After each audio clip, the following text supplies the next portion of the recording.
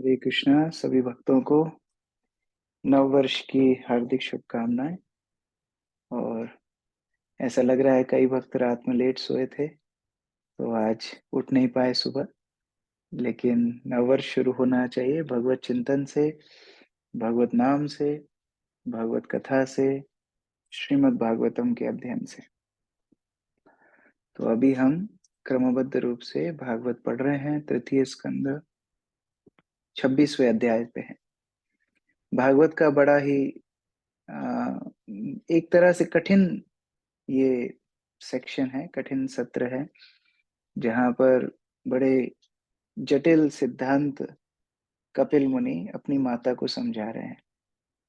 कई बार लोग बोलते हैं कि प्रभुपाद जी ने या वैदिक शास्त्रों ने माताओं को कम बुद्धिमान बताया है, लेकिन ये पूरा सत्र ही इसका प्रमाण है कि कपिल मुनि सबसे जटिल सिद्धांत अपनी माता को बता रहे हैं। वास्तव में जो बताया गया है वो भौतिक विचारधारा से बताया गया है कि अगर कोई भक्त नहीं है उसके लिए, लेकिन आध्यात्मिक स्तर पे हम स्त्री पुरुष नहीं है, आध्यात्मिक स्तर पे हम जीवात्मा हैं।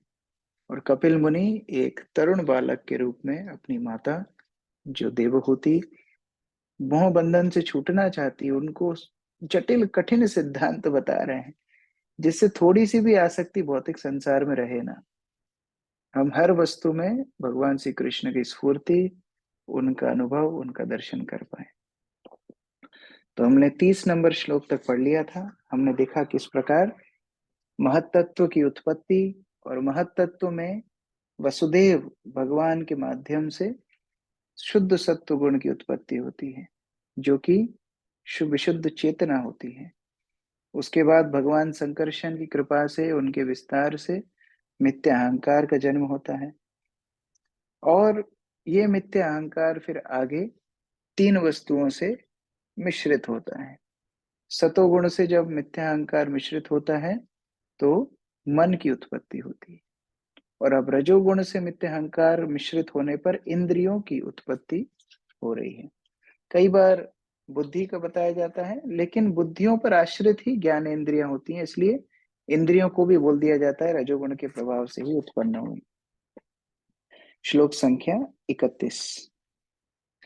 तेजसानिन्द्रियाणि एव क्रिया ज्ञान विभागशः प्राणस्य हि क्रिया शक्तिर्बुद्धिर्विज्ञान शक्तिता। प्रमोदानंद प्रभु जी। हरे कृष्ण प्रभु जी। रजोगुणी अहंकार से दो प्रकार की इंद्रियां उत्पन्न होती है, ज्ञानेन्द्रियां तथा कर्मेंद्रियां। कर्मेंद्रियां प्राण शक्ति पर और ज्ञानेन्द्रियां बुद्धि पर आश्रित होती है। हरे कृष्ण प्रभु जी। तो ये रजोगुणी अहंकार यानी अहंकार जब रजोगुण से मिश्रित होता है, दो प्रकार की इंद्रियां होती हैं। हमने चर्चा पहले भी की थी। कर्मेंद्रियां जैसे कि हाथ, पैर, वाणी और जनेन्द्रियां, ये सब कर्मेंद्रिया में आती, जिनसे हम प्राकृत कर्म करते हैं। और ज्ञानेन्द्रिय मतलब जिनसे हम ज्ञान अर्जित करते हैं, जैसे आंखों से हम ज्ञान अर्जित करते हैं देख करके, कानों से हम ज्ञान अर्जित करते हैं सुन करके, नासिका से हम ज्ञान अर्जित करते हैं सूंघ करके, त्वचा से हम ज्ञान अर्जित करते हैं छू करके, जिह्वा से हम ज्ञान अर्जित करते हैं चख करके। तो ये ज्ञान इंद्रियों में आती हैं। कर्मेंद्रियां प्राण शक्ति यानी ऊर्जा, जो आत्मा की ऊर्जा है, उससे काम करती हैं। और ज्ञानेंद्रियां बुद्धि के माध्यम से काम करती हैं, क्योंकि ज्ञानेंद्रियों को ज्यादा मेहनत नहीं करनी पड़ती, वो बुद्धि के माध्यम से काम करती हैं। लेकिन कर्मेंद्रियों को प्राकृत शारीरिक बल की आवश्यकता होती है, तो आत्मा की जो ऊर्जा है प्राण शक्ति, उनसे कर्मेंद्रियां काम करती हैं। तात्पर्य आयुष प्रभु पढ़िए। हरे कृष्ण प्रभु जी, धन्यवाद पढ़ा। तात्पर्य। पिछले श्लोकों में बताया जा चुका है कि मन सत्वगुणी अहंकार की उपज है और मन का कार्य इच्छा के अनुसार संकल्प तथा विकल्प करना है। किंतु यहाँ पर बुद्धि को रजोगुणी अहंकार की उपज बताया गया है। मन तथा बुद्धि का यही अंतर है। मन सत्वगुणी अहंकार से उत्पन्न है, जबकि बुद्धि रजोगुणी अहंकार से। किंतु वस्तु को स्वीकार करने, संकल्प तथा किसी वस्तु का परित्याग करने, विकल्प की इच्छा मन का महत्वपूर्ण गुण है। सत्वगुण से उत्पन्न होने के कारण यदि मन श्री अनिरुद्ध पर स्थिर होता है, जो मन के स्वामी है, तो इसे कृष्ण भक्ति की ओर मोड़ा जा सकता है। श्री नरोत्तम दास ठाकुर कहते हैं कि हम इच्छाओं से सदैव भरे रहते हैं। इच्छाओं को रोका नहीं जा सकता, किंतु यदि हम अपनी इच्छाओं को पूर्ण पुरुषोत्तम भगवान को प्रसन्न करने की ओर लगा सके, तो समझिए कि जीवन सफल हो गया। जो ही इच्छा को प्रकृति पर प्रभुत्व जमाने की ओर लगा दिया जाता है, तो ही वह पदार्थों द्वारा दूषित हो जाती है। अतः इच्छा को शुद्ध करना पड़ता है। प्रारंभ में शुद्धिकरण का यह कार्य गुरु की आज्ञा से करना होता है, क्योंकि गुरु को पता रहता है कि शिष्य की इच्छाओं को किस प्रकार कृष्ण भक्ति में परिवर्तित किया जा सकता है। जहां तक बुद्धि की बात है, तो यहाँ स्पष्ट रूप से बताया गया है कि वह रजोगुण से उत्पन्न है। अभ्यास से मनुष्य सत्व गुण के स्तर तक आता है, और श्री भगवान की शरण में जाने या उन पर मन स्थिर करने से मनुष्य महात्मा बनता है। श्रीमद् भगवद गीता में स्पष्ट कहा गया है, स महात्मा सुदुर्लभ। ऐसा महात्मा अत्यंत दुर्लभ है। इस श्लोक में स्पष्ट किया गया है कि दोनों प्रकार की इंद्रिया, कर्मेंद्रिया तथा ज्ञानेंद्रिया, रजोगुण की उपज है। और चूंकि इन दोनों प्रकार की इंद्रियों को शक्ति, प्राण शक्ति की आवश्यकता होती है, अतः यह शक्ति भी रजोगुण से ही उत्पन्न है। इसी कारण हम लोग व्यवहार में भी देखते हैं कि जो अत्यंत रजोगुणी है, वे भौतिक उपलब्धियों में तेजी से उन्नति करते हैं। और और इसीलिए वैदिक शास्त्रों में यह संस्तुति की गई है कि यदि कोई किसी व्यक्ति को भौतिक संपत्ति प्राप्त करने हेतु प्रोत्साहन करना चाहता है, तो उसे विषयी जीवन के लिए भी प्रोत्साहित करना चाहिए। हम सहज रूप में पाते हैं कि जो विषयी जीवन के प्रति आसक्त है, वे भौतिक दृष्टि से भी अग्रसर है, क्योंकि विषयी जीवन अर्थात रजोगुणी जीवन ही सभ्यता की भौतिक उन्नति का प्रेरक है। जो लोग आध्यात्मिक उन्नति करने के इच्छुक है, उनके लिए रजोगुण का अस्तित्व लगभग होता ही नहीं, केवल सत्वगुण ही प्रधान रहता है। देखने में आता है कि जो लोग कृष्ण भक्ति करते हैं, वे भौतिक दृष्टि से निर्धन होते हैं, किंतु जिनको आंखें हैं, वे देख सकते हैं कि बड़ा कौन है। यद्यपि भक्त ऊपर से निर्धन प्रतीत होता है, किंतु कृष्ण भावना व्रत में लगा व्यक्ति वास्तव में निर्धन होता नहीं, अपितु जिसमें कृष्ण भक्ति के लिए रुचि नहीं होती और जो ऊपर से अपनी भौतिक संपत्ति के कारण सुखी जान पड़ता है, वही वास्तव में निर्धन है। जिन व्यक्तियों के पास भौतिक चेतना होती है, वे अपने भौतिक आराम हेतु नई नई वस्तुएं ढूंढ निकालने में अत्यंत बुद्धिमान होते हैं, किंतु आत्मा तथा आध्यात्मिक जीवन तक उनकी पहुंच नहीं हो पाती। अतः यदि कोई आध्यात्मिक जीवन में आगे बढ़ना चाहता है, तो उसे विशुद्ध इच्छा अर्थात भक्तिमय सेवा की विशुद्ध इच्छा के धरातल तक आना होगा। जैसा कि नारद पंचरात में कहा गया है, जब इंद्रिया कृष्ण चेतना में शुद्ध होकर श्री भगवान की सेवा में लगी हो, तो उसे शुद्ध भक्ति कहते हैं। हरे कृष्ण प्रभु जी। तो यहाँ पर बताया किस प्रकार मन और बुद्धि दोनों क्रियाशील रहते हैं। मन संकल्प विकल्प में लगा रहता है, बुद्धि रजोगुण में लगी रहती है। रजोगुण मतलब ही है काम वासना, रजोगुण मतलब ही है स्वार्थ। तो जब व्यक्ति अपनी काम वासनाओं की पूर्ण पूर्ण करने में लगा रहेगा, कृष्ण को कभी प्राप्त नहीं कर पाएगा। ऐसा आचार्य लोग बताते हैं कि राधा कृष्ण हमारे समक्ष हैं, सामने हैं, लेकिन बीच में एक पर्दा पड़ा हुआ है। वो पर्दा है काम वासनाओं का। जब तक वो पर्दा नहीं हटेगा, तब तक हम राधा कृष्ण के दर्शन नहीं कर पाएंगे। तो ये काम वासना इतनी इतनी भक्ति की बाधक वस्तु है। अब इनसे कैसे छूटा जाए, मन को भी और बुद्धि को दोनों संयमित कैसे रखा जाए? प्रभुपाद जी बता रहे हैं, गुरु की आज्ञा पालन करके। जिस तरह आध्यात्मिक गुरु हमको शिक्षा देते हैं, हम जैसे प्रभुपाद के परपट पढ़ रहे हैं, प्रभुपाद के निर्देशों का पालन करते हैं, सुबह उठते हैं, हरि नाम जप करते हैं, ये सब गुरु की आज्ञा है। तो जब गुरु की आज्ञा को हम पालन करते हैं, तो हमारा मन और बुद्धि दोनों शीतल और शांत होते हैं, पवित्र होते हैं, भगवान में अपने आप को नियोजित करते हैं। तो इस तरह अगर हमको भौतिक संसार में आगे बढ़ना है, तो फिर काम वासना और रजोगुण का सहायता लेके आगे बढ़ना चाहिए। लेकिन अगर कृष्ण भावनामृत में आगे बढ़ना है, तो फिर गुरु की आज्ञा पालन करते हुए इंद्रियों को संयमित करना चाहिए। श्लोक संख्या 32। तमसश्च विकुर्वणात् भगवद्वीर्य चोदितात् शब्दमात्रम् अभूतं तस्मान् नाभाश्रोत्रं तु सब शब्दगम। अनीता साहू माता जी। हरे कृष्ण प्रभु जी, दंडवत प्रणाम। जब तामसी अहंकार भगवान की वीर काम शक्ति से प्रेरित होता है, तो सूक्ष्म शब्द तत्व प्रकट होता है और शब्द से आकाश तथा और उससे श्रवण इंद्रिय उत्पन्न होती है। हरे कृष्ण। अब जब ये अहंकार, देखिए अहंकार जब सतोगुण से मिश्रित हुआ मन बना, अहंकार जब रजोगुण से मिश्रित हुआ तो बुद्धि, कर्मेंद्रिय, ज्ञानेंद्रियां बनी। अब जब अहंकार तमोगुण से मिश्रित हो रहा है तो अब बाकी भौतिक पदार्थ बन रहे हैं, जैसे पंच महाभूत हैं, पृथ्वी, जल, आकाश, अग्नि, वायु। उसके बाद हमारे 5 जो वसन है, जैसे स्पर्श, गंध, रूप, ये सारी चीजें भी अभी स्थूल जो भौतिक पदार्थ हैं ये भी अभी प्रकट होंगे। तो उसमें सबसे पहले प्रकट होता है शब्द। शब्द यानी ध्वनि। इसलिए कई बार हम बोलते हैं कि ध्वनि से भौतिक प्रकृति शुरू होती है, मतलब कि जो जीवात्माएं हैं उनकी सृष्टि तो हो गई है, लेकिन अब जो भौतिक पदार्थ हैं, पदार्थों की शुरुआत ध्वनि से होती है, शब्द से होती है। इसीलिए ध्वनि बड़ी आवश्यक है। अगर ध्वनि नकारात्मक होगी, ध्वनि भौतिक होगी, तो भौतिक वस्तुएं हमको दिखेंगी। और अगर ध्वनि कृष्णमय होगी तो हर वस्तु हमको कृष्ण भावना भावित दिखेगी। इसलिए कई बार लोग, नए लोग भी मंदिर आके बोलते हैं हमको बहुत अच्छा लगता है। क्यों अच्छा लगता है उनको मंदिर में? क्योंकि हमेशा भगवत नाम की ध्वनि वहां चलती रहती है। हरे कृष्ण कृष्ण कृष्ण हरे हरे, हरे राम राम राम हरे हरे। जितने भक्तों के घर में आप जाएंगे, मंदिर में जाएंगे, क्यों अच्छा लगता है वहां पर? क्योंकि वहां पर हर वस्तु में वो ध्वनि कृष्णमय होकर के हर वस्तु को कृष्णमय कर दिए, क्योंकि ध्वनि से ही बाकी भौतिक पदार्थ प्रकट होते हैं। तात्पर्य, बसंत प्रभु। हरे कृष्णा प्रभु जी, धन्यवाद, प्रणाम। तात्पर्य, इस श्लोक से लगता है कि हमारी इंद्रिय तृप्ति के सारे पदार्थ तमोगुणी अहंकार की उपज है।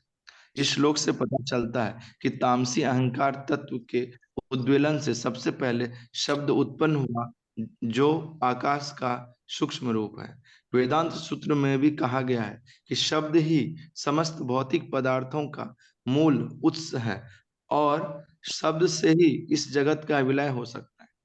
अनावृत्ति शब्दात का अर्थ है शब्द से मुक्ति। शब्द से ही समग्र जगत का प्रारंभ हुआ और यदि शब्द में विशिष्ट शक्ति हो तो यह सारे भव बंधन को समाप्त कर सकता है। ऐसा कर सकने वाला विशिष्ट शब्द हरे कृष्ण की दिव्य ध्वनि ही है। भौतिक मामलों में हमारे बंधन का सूत्रपात शब्द से ही हुआ।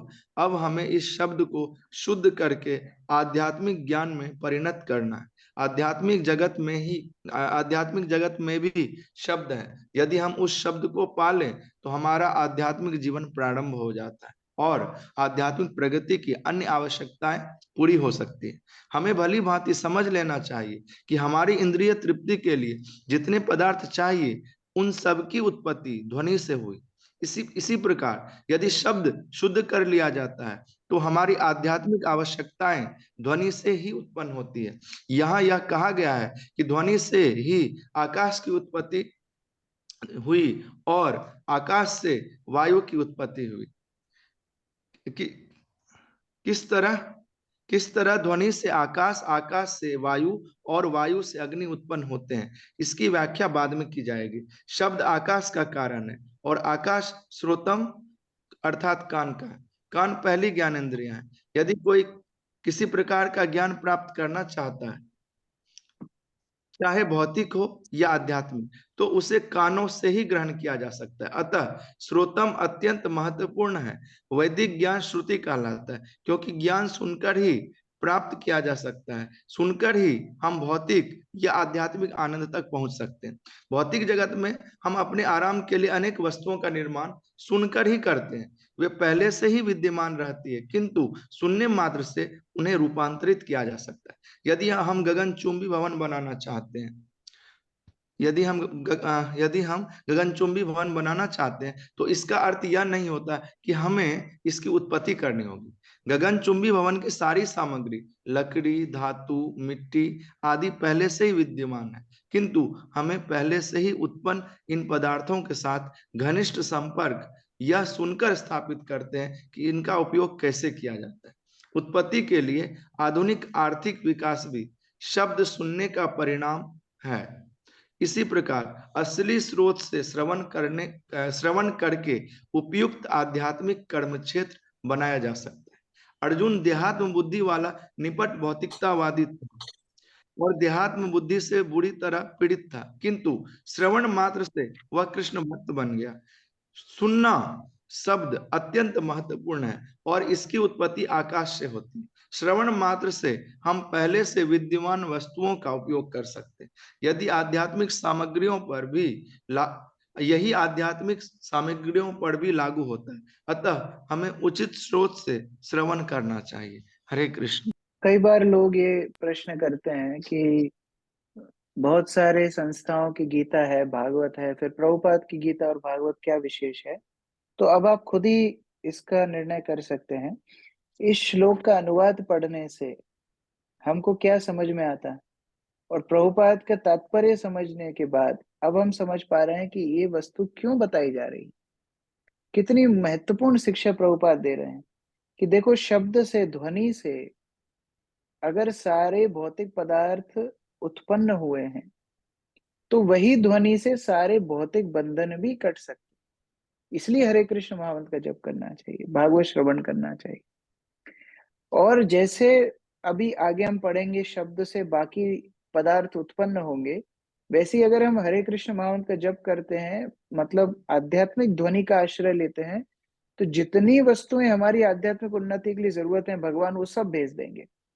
क्योंकि ध्वनि से ही तो आगे वस्तुओं का विस्तार होता है। भौतिक ध्वनि से भौतिक संसार का विस्तार होता है, आध्यात्मिक ध्वनि से आध्यात्मिक जगत का विस्तार होता है। तो इस तरह से ये शिक्षाएं प्रभुपाद के तात्पर्य से हम समझ सकते हैं। अर्थाश्रयत्वं शब्दस्य दृष्टुर्लिंगत्वमेव च तन्मात्रत्वं न नाभासो लक्षणं कवयो विदुः। हिमांशु प्रभु पढ़िए। हरे कृष्ण प्रभु, दंडवत प्रणाम। जो लोग विद्वान हैं और वास्तविक ज्ञान से युक्त हैं, वे शब्द की परिभाषा इस प्रकार करते हैं, अर्थात वह जो किसी पदार्थ के विचार को वहन करता है, हमारे देखने में न आ रहे हैं, किसी वक्ता की उपस्थिति को सूचित करता है और आकाश का सूक्ष्म रूप होता है। हरे कृष्ण प्रभु, अब धन्यवाद प्रणाम। शब्द के क्या गुण हैं वो बताए जा रहे हैं। तो शब्द कोई भी वस्तु को हमको बताना है, कोई विचार करना है, कोई अपनी भावनाएं व्यक्त करनी है, या किसी की आने जाने की या उपस्थिति की पहचान करनी है, ये सब शब्दों के माध्यम से होता है। और आकाश की उत्पत्ति शब्द के माध्यम से होती है। आकाश का सूक्ष्म रूप है शब्द, उसका स्थूल रूप है आकाश। तात्पर्य। जय माता जी। हरे कृष्ण प्रभु, धन्यवाद प्रणाम। यहाँ अत्यंत स्पष्ट है कि जो ही हम सुनने शब्द की बात करते हैं तो वक्ता चाहिए। वक्ता के बिना सुनने का प्रश्न ही नहीं उठता। अतः वैदिक ज्ञान, जिसे श्रुति कहते हैं, अर्थात जो सुनकर ग्रहण किया जाता है, अपौरुष भी कहलाता है। अपौरुष का अर्थ है जो भौतिक रूप से उत्पन्न किसी व्यक्ति द्वारा न कहा गया हो। श्रीमद् भागवत के प्रारंभ में ही कहा गया है, तेने ब्रह्म हृदा। ब्रह्म का शब्द या वेद सर्वप्रथम आदि विद्वान पुरुष आदि कवि ब्रह्मा के हृदय में स्थापित किया गया। वे किस तरह विद्वान बने? जब भी कोई विद्या होती है तो वक्ता चाहिए और सुनने की क्रिया होनी चाहिए। किंतु ब्रह्मा तो आदि जीव थे, उनसे किसने कहा? जब कोई न था तो उन्हें ज्ञान देने वाला गुरु कौन था? क्योंकि वे ही एकमात्र प्राणी थे, इसीलिए प्रत्येक व्यक्ति के हृदय में परमात्मा रूप में स्थित पूर्ण पुरुषोत्तम भगवान ने यह ज्ञान उनके हृदय के भीतर प्रदान किया। वैदिक ज्ञान परमेश्वर द्वारा उक्त है, फलतः यह भौतिक ज्ञान के दोषों से मुक्त है। भौतिक ज्ञान दोषपूर्ण होता है। यदि हम बद्ध जीव से कुछ सुनते हैं तो वह दोषपूर्ण रहता है। सारी संसारिक जानकारियां मोह, त्रुटि, धोखे तथा इंद्रियों की अपूर्णताओं से भरी रहती है। क्योंकि वैदिक ज्ञान इस भौतिक जगत से परे परमेश्वर द्वारा प्रदान किया गया, अतः यह पूर्ण है। यदि हम ब्रह्मा की शिष्य परंपरा से वैदिक ज्ञान प्राप्त करते हैं तो हमें पूर्ण ज्ञान मिलता है। सुने जाने वाले प्रत्येक शब्द का अर्थ होता है। जो ही हम जल शब्द सुनते हैं तो इसके पीछे एक पदार्थ जल रहता है। इसी प्रकार जब हम ईश्वर शब्द सुनते हैं तो उसका एक अर्थ होता है। यदि हम ईश्वर शब्द के अर्थ और उसकी व्याख्या को स्वयं भगवान से प्राप्त करते हैं तो वह पूर्ण होता है। किंतु यदि हम ईश्वर के अर्थ के विषय में चिंतन करते हैं तो वह अपूर्ण होता है। भगवत गीता तत्व ज्ञान है, जिसे स्वयं भगवान ने कहा है, यह पूर्ण ज्ञान है। चिंतनवादी या तथाकथित दार्शनिक जो यह खोज रहे हैं कि वास्तव में ईश्वर क्या है, वे ईश्वर को कभी नहीं समझ पाएंगे। तत्व ज्ञान को ब्रह्मा से चली आने वाली शिष्य परंपरा से ग्रहण करना होता है। ब्रह्मा को स्वयं भगवान ने यह ज्ञान प्रदान किया था। हम शिष्य परंपरा से अधिकृत व्यक्ति से भगवत गीता सुनकर तत्व ज्ञान को समझ सकते हैं। जब हम देखने की बात करते हैं तो उसका स्वरूप भी होना चाहिए। आकाश ही स्वरूप का प्रारंभ आदि है। आकाश से अन्य स्वरूप उद्भूत होते हैं। अतः आकाश से ज्ञान तथा विषयों का शुभारंभ होता है। हरे कृष्ण। तो इस श्लोक के अनुसार जब शब्द है तो शब्द बोलने वाला भी है। तो जब ब्रह्मा जी को गायत्री इत्यादि शब्द के माध्यम से वैदिक ज्ञान मिला तो उनको बोलने वाले भगवान भी हैं। तो निराकारवादियों का वहां भी विचार खंडन होता है। लेकिन ये शब्द अलग अलग प्रकार का होता है। भौतिक व्यक्तियों से अगर हम श्रवण करते हैं, भौतिक लोगों की अगर हम इंद्रियों के ऊपर भरोसा करते हैं, तो उसमें 4 दोष हैं। प्रभुपाद यहाँ 4 दोष बता रहे हैं। सबसे पहला तो उनकी इंद्रियां अपूर्ण है। अपूर्ण इंद्रियों के कारण उनके जो भी अनुभव होंगे इंद्रियों से वो अपूर्ण होंगे। जैसे हमारी आंखें सीमित दृष्टि देख सकती हैं, कान हमारे कुछ ही फ्रीक्वेंसी सुन सकते हैं, त्वचा हमारी किसी किसी वस्तु ज्यादा ठंडी होगी तो हमारी त्वचा ही सुन्न पड़ जाएगी, ज्यादा गर्म होगी तो हमारी त्वचा जल जाएगी। तो हमारी इंद्रियां अपूर्ण है, पूर्ण नहीं है, सीमित है। अब सीमित इंद्रियों से जो हमको ज्ञान मिलता है, हम कई बार उससे मोहित हो जाते हैं। टेंडेंसी टू बी इल्यूजन्ड, हम गलत विचारधारा रख लेते हैं हमारी इंद्रियों के ऊपर भरोसा करके। अब क्योंकि गलत विचारधारा होती है, हम मोहित हो जाते हैं तो हम त्रुटियां करते हैं। जैसे कि कई लोग पहले जो वैज्ञानिक थे वो सोचते थे कि दिमाग तो एक शरीर में खून को ठंडा करने का एक ऑर्गन है। त्रुटि की। कई बार लोग बोलते हैं कि नहीं नहीं, एक बार जो रेबीज हुआ था, तो रेबीज जब नया नया था तो उनको लगा कि बिल्लियों के कारण रेबीज हो रहा है, तो कई बिल्लियों को शहर में मार दिया। अब बिल्लियों को मारने से क्या हुआ, पड़ गए। रेबीज होता था चूहों के कारण, तो रेबीज और ज्यादा फैलने लगा।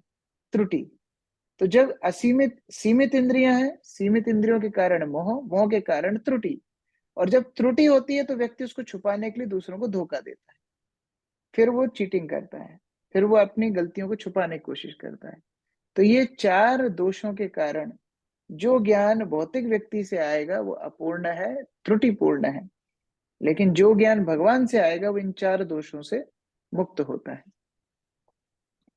भूतानां छिद्र दातृत्वं बहिरंतरमेव च प्राणेन्द्रियात्मा धिष्ण्यत्वं नाभासो वृत्ति लक्षणम। प्रफुल्ल प्रभु।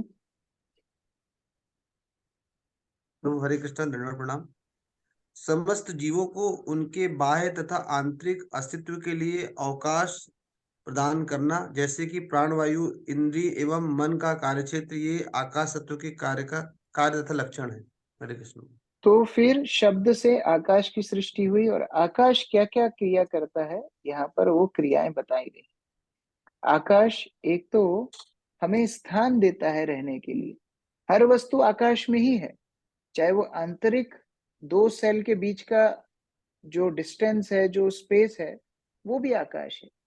हमारे 2 ऑर्गन्स के बीच का स्पेस है, वो भी आकाश है। और बाह्य जगत में भी जो कुछ स्थित है वो सब आकाश में स्थित है। हमारी प्राणवायु, इंद्रियां, मन, भौतिक पदार्थ, हर वस्तु आकाश में स्थित है। तो आकाश एक तरह से स्थान का काम करता है प्रदान करने के लिए। तात्पर्य अमित प्रभु। हरे कृष्ण बाबू जी, दंडवत प्रणाम। तात्पर्य: मन, इंद्रिया, प्राण या जीवात्मा के रूप होते हैं, भले ही वे इन चर्म चक्षुओं से दिखाई न पड़े। रूप का आधार आकाश का सूक्ष्म अस्तित्व है और आंतरिक रूप में यह शरीर के भीतर की नसों तथा प्राणवायु के संचरण के रूप में देखा जाता है। इंद्रियां बाह्य रूप से विषयों के अदृश्य रूप होते हैं। अदृश्य इंद्रिय विषयों की उत्पत्ति आकाश तत्व का ब्रह्म कर्म है और प्राण वायु तथा रक्त का संचार उसका आंतरिक कार्य है। आकाश में सूक्ष्म रूपों के अस्तित्व की पुष्टि आधुनिक विज्ञान द्वारा टेलीविजन संप्रेषण के रूप में की गई है, जिसमें एक स्थान के रूपों या चित्रों को आकाश तत्व की क्रिया से दूसरे स्थान को प्रेषित किया जाता है। इसकी यहाँ अत्यंत सुंदर ढंग से व्याख्या की गई है। यह श्लोक महान वैज्ञानिक शोध कार्य के लिए महत्वपूर्ण आधार है, क्योंकि यह बताया है कि किस प्रकार आकाश तत्व से सूक्ष्म रूप उत्पन्न होते हैं, उनके गुण तथा कार्य क्या हैं, और किस प्रकार सूक्ष्म रूप से वायु, अग्नि, जल तथा पृथ्वी जैसे मूर्त तत्वों का प्राकट्य होता है।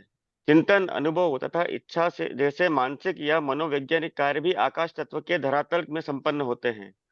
श्रीमद् भगवत गीता का यह कथन है कि मृत्यु के समय जैसी मानसिक स्थिति होती है, उसी के आधार पर अगला जन्म होता है। इसका भी इस श्लोक में समर्थन हुआ है। जो ही सूक्ष्म रूप में स्थूल तत्वों में विकास का या कल्मश का अवसर प्राप्त होता है कि आंतरिक मानसिक अस्तित्व मूर्त रूप में बदल जाते हैं। हरे कृष्ण प्रभु जी। जो आधुनिक वैज्ञानिकों की विचारधारा है वो है कि पदार्थ से चेतना आई। ये एकदम ही मूर्खता का विचार है, क्योंकि आज तक कोई भी पदार्थ से चेतना नहीं आई है, कोई भी जड़ वस्तु से चेतन वस्तु नहीं आई है। लेकिन आध्यात्मिक विचार क्या है, शास्त्रों का विचार क्या है? चेतना से सूक्ष्म वस्तु और सूक्ष्म वस्तु से जड़ वस्तु आती है, स्थूल वस्तु आती है। तो सबसे पहले टाइम लगेगा जा। भगवान की चेतना से, भगवान की इच्छा से, भगवान की दृष्टिपात से सूक्ष्म महत्त्व इत्यादि प्रकट होते हैं। और फिर अब सूक्ष्म तत्व जैसे ध्वनि से आकाश प्रकट हुआ है, उसी तरह हमारी मानसिक चिंतन से अगला शरीर प्रकट होता है। तो कोई भी सूक्ष्म वस्तु से स्थूल वस्तु आती है। इसलिए भक्तों के संग में हम लोग क्या करते हैं, चेतना के ऊपर बड़ा ध्यान देते हैं। हम लोग बोलते नहीं नहीं, आपकी चेतना शुद्ध होनी चाहिए, सेवा करो तो अच्छी अच्छी भावना से सेवा करो। क्यों? क्योंकि जो हमारी सूक्ष्म चेतना होगी, धीरे धीरे हमारे बाह्य व्यवहार में भी वो आई जाएगी। तो स्थूल वस्तु से सूक्ष्म वस्तु से स्थूल वस्तु प्रकट होती है। नभसः शब्द तन्मात्रा काल गात्याभिकुर्वतः स्पर्श भवत् ततो वायु त्वक् स्पर्शस्य च संग्रह। भूमिका माता जी पढ़िए। हरे कृष्ण प्रभु जी, दंडवत प्रणाम। ध्वनि उत्पन्न करने वाले आकाश में काल की गति से विकार उत्पन्न होता है और इस तरह स्पर्श तन्मात्र प्रकट होता है। इससे फिर वायु तथा स्पर्श इंद्रिय उत्पन्न होती है। तो अभी अगली इंद्रियां प्रकट हो रही हैं। जिस तरह शब्द से आकाश प्रकट हुआ है, अब स्पर्श करने की प्रवृत्ति प्रकट हो रही है। स्पर्श करने की प्रवृत्ति जो सूक्ष्म प्रवृत्ति है, उससे फिर स्थूल वस्तु वायु प्रकट होती है, क्योंकि वायु स्पर्श की स्थूल वस्तु है। और वायु के साथ फिर इंद्रियां जो स्पर्श हमको करने में मदद करती हैं, जैसे कि त्वचा ऐसी इंद्रिय है जो स्पर्श करने में मदद करती है, और वायु उसको फैसिलिटेट्स, विंड फैसिलिटेट्स टच। तात्पर्य जय प्रभु। हरे कृष्णा प्रभु जी, दंडवत प्रणाम। तात्पर्य: कालांतर में जब सूक्ष्म रूप स्थूल रूप में परिणय होता है तो वे स्पर्श की वस्तुओं बन जाती है। फिर काल की गति के साथ स्पर्श द्वितीय का विकास होता है। शब्द अस्तित्व में आने वाली पहली ज्ञानेंद्रिय है और शब्दबोध से स्पर्शबोध विकसित होता है, जिससे फिर दृष्टिबोध आता है। हमारी ज्ञानेंद्रिय के क्रमिक विकास की यही विधि है। हरे कृष्ण। तो यही हम लोग देखते हैं कि जब जैसे कोई व्यक्ति सो रहा है तो उस व्यक्ति को उठाने के लिए हम शब्द का प्रयोग करते हैं। उसके बाद वो व्यक्ति को अगर नहीं उठा पाते हैं तो फिर स्पर्श करते हैं, शब्द के बाद स्पर्श, और उसके बाद जब वो आंखें खोलता है तब वो देख पाता है, तो दृष्टि। तो ये क्रम है, स्पर्श, शब्द, स्पर्श, दृष्टि। तो सबसे पहले शब्द प्रकट हुआ, शब्द के माध्यम से आकाश प्रकट हो गया। फिर स्पर्श प्रकट हुआ, स्पर्श के माध्यम से वायु प्रकट हो गई। फिर दृष्टि प्रकट हुई, दृष्टि के माध्यम से अग्नि प्रकट होगी। आगे अगले श्लोकों में बताया गया है। मृदित्वं कठिनत्वं च शैत्यं उष्णत्वमेव च एतत् स्पर्शस्य स्पर्शत्वं तन्मात्रत्वं न भास्वतः। विनीत प्रभु पढ़िए।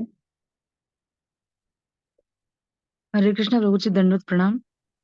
कोमलता तथा कठोरता एवं शीतलता तथा उष्णता ये स्पर्श को बताने वाले लक्षण हैं, जिन्हें वायु के सूक्ष्म रूप में लक्षित किया जाता है। तो अभी स्पर्श के क्या लक्षण है बता रहे हैं।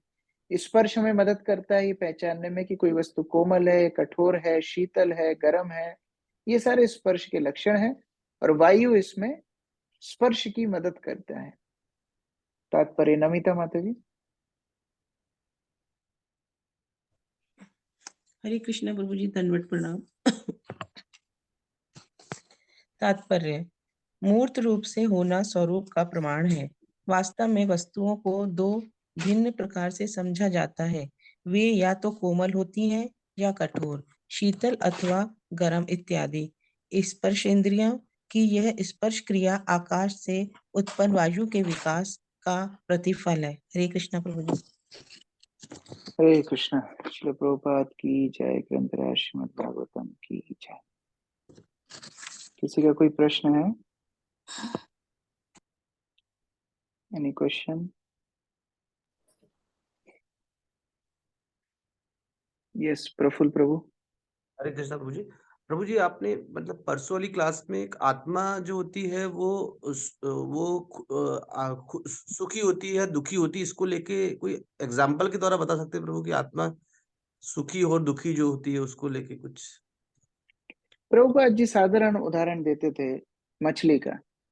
अगर मछली पानी में है तो मछली सुखी है, मछली पानी से बाहर है तो आप कितने भी उनको जड़ पदार्थ देंगे मछली आनंदित नहीं हो सकती। तो कपिल मुनि क्या बोले? कपिल मुनि बोल रहे थे कि बंधन में व्यक्ति जब तक रहेगा तब तक आनंदित नहीं रह पाएगा। तो जो बद्ध चेतना है, जड़ चेतना है, वो दुख का कारण है।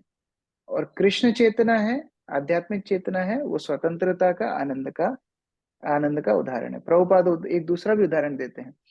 मान लीजिए कोई कसाई घर में बकरियां काटी जा रही हैं, तो एक बकरी कट रही है, दूसरी बकरी पास में खड़ी है, बंधन में है, और उसको खूब अच्छी हरी हरी घास डाली जा रही है। तो हम उसको आनंद में नहीं बोलेंगे, हमको पता है अब ये कटने वाली है, बंधन में है, ये दूसरे के परतंत्र है, ये स्वतंत्र नहीं है। उसी प्रकार से कपिल मुनि बोल रहे हैं कि जब कलुषित चेतना है तो वो तो माया के द्वारा बंधन में है, वो कैसे आनंद में रह सकती है जीवात्मा। लेकिन जब जीवात्मा स्वच्छंद होना चाहती है, उसको कृष्ण का आश्रय लेना पड़ता है, और कृष्ण चेतना में वो जीवात्मा आनंदित रहती है। तो वह कपिल मुनि बताए थे। तो ठीक है, जय प्रभु। हरे कृष्णा प्रभु जी, दंडवत प्रणाम। प्रभु जी, आपने 4 फॉल्ट्स के बारे में बताया जो अपूर्णता है हमारे अंदर।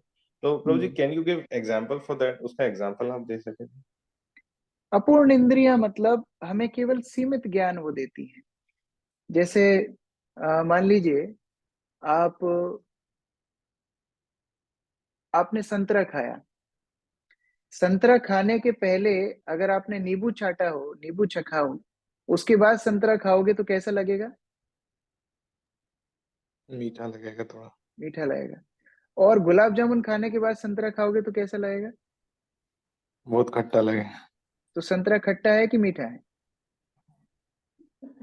ये तो कंफ्यूजिंग है, ये है मतलब अपूर्ण इंद्रिय, ये अपूर्ण इंद्रिया है। मान लीजिए आप एकदम गर्म पानी में हाथ डालने के बाद नॉर्मल पानी में हाथ डालते हैं तो आपको ठंडा लगता है, लेकिन आप एकदम बर्फ को पकड़ करके नॉर्मल पानी में हाथ डालेंगे तो पानी गर्म लगेगा। तो पानी गर्म था कि ठंडा था? कैसा था? ये कंफ्यूजिंग है प्रभु, मतलब उसको ये अपूर्ण इंद्रिया है। हम एक रेंज में देख सकते हैं, विबज्योर जिसको बोलते हैं, उस रेंज के बाहर हम नहीं देख सकते। हाँ, हमारी सुनने की शक्ति 20 हर्ट्ज टू 20 किलो हर्ट्ज, ये सुनने की शक्ति है। उसके नीचे हम नहीं सुन सकते, इंफ्रासोनिक नहीं सुन सकते, अल्ट्रासोनिक नहीं सुन सकते। तो ये अपूर्ण इंद्रियां हैं, ये सब अपूर्ण इंद्रिया के लक्षण है। हमारी दृष्टि एक एक स्तर तक देख सकती है, एक स्तर के बाद आकाश और पृथ्वी हमको मिलते हुए दिखते हैं, क्योंकि उसके आगे हमारी दृष्टि नहीं दिख सकती। लेकिन गिद्ध है, चील है, वो और लंबा देख सकते हैं। इसलिए हम देखते हैं ना, जो संपाति लंका में सीता को बैठे हुए देख रहे थे, तो सब वानरों को उन्होंने बताया था, लेकिन वानर नहीं देख पा रहे थे। तो ये हमारी अपूर्ण इंद्रियां हैं। अब जब अपूर्ण इंद्रियां होती हैं तो हमको मोह हो जाता है। मोह मतलब गलत गलत निर्णय पर पहुंचना। अपूर्ण इंद्रियां है, कोई बोलेगा नहीं नहीं संतरा खट्टा है, कोई बोलेगा मीठा है, लड़ाई हो जाएगी। तो ये है मोहग्रस्त स्थिति। और मोहग्रस्त स्थिति में व्यक्ति त्रुटि करता है, फिर वो दूसरों को भी उसी ज्ञान को बताता है, नहीं नहीं संतरा तो खट्टा था। अब ये त्रुटि खुद को त्रुटि हुई है, दूसरे को भी त्रुटि बता रहा है।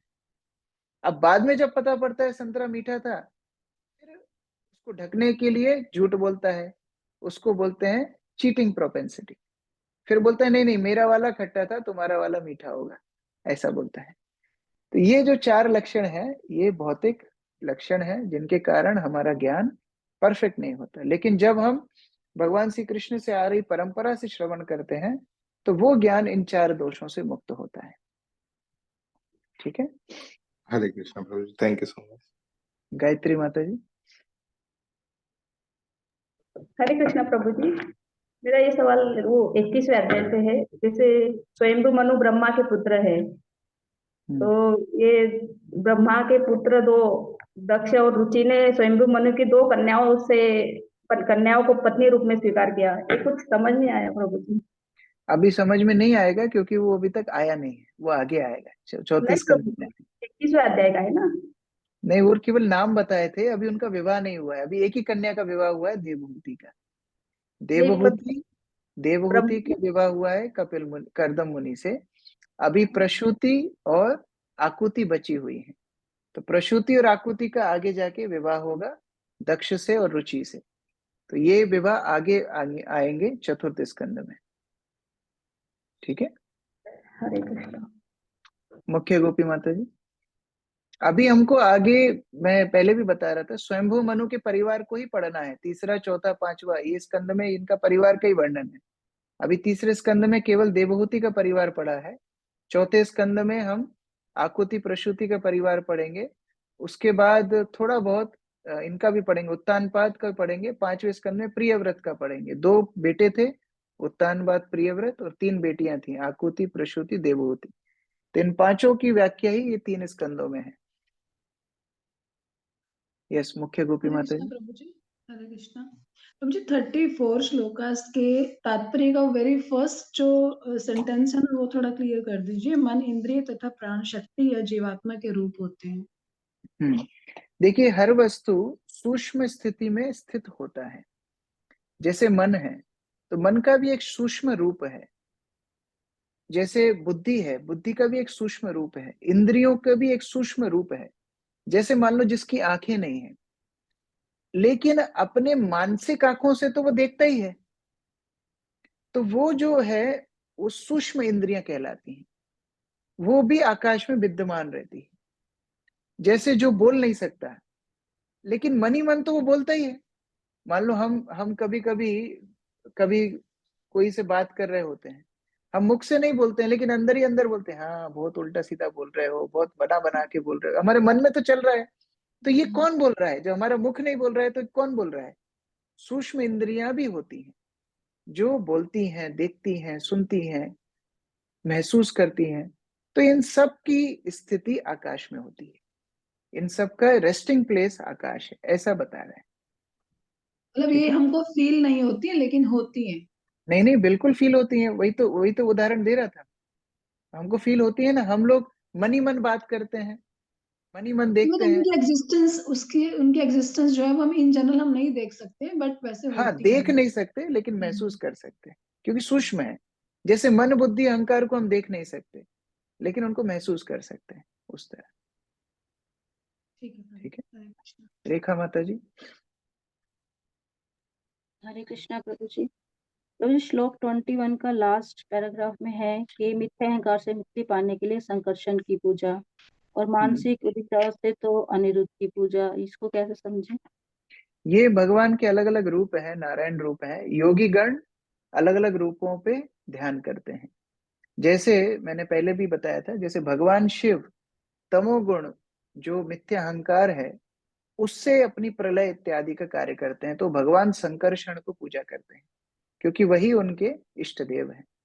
योगी जन जो मन को संतुलित करना चाहते हैं, वो नारायण स्वरूप अनिरुद्ध का हृदय में ध्यान करते हैं। लेकिन हम लोग थोड़े से कमजोर भी हैं और थोड़े से लालची भी हैं, दोनों ही हमारे अंदर गुण हैं, कमजोर भी हैं लालची भी हैं। मतलब मेहनत भी ज्यादा नहीं करना है, फायदा भी ज्यादा चाहिए। तो इसीलिए चैतन्य महाप्रभु ने हमको बोला, आराध्य भगवान ब्रजेश तनय, आप लोग भगवान श्री कृष्ण की आराधना करो, वो सरल भी है, सर्वश्रेष्ठ भी है, जो चारों चतुर्व्यूह के स्तोत्र हैं।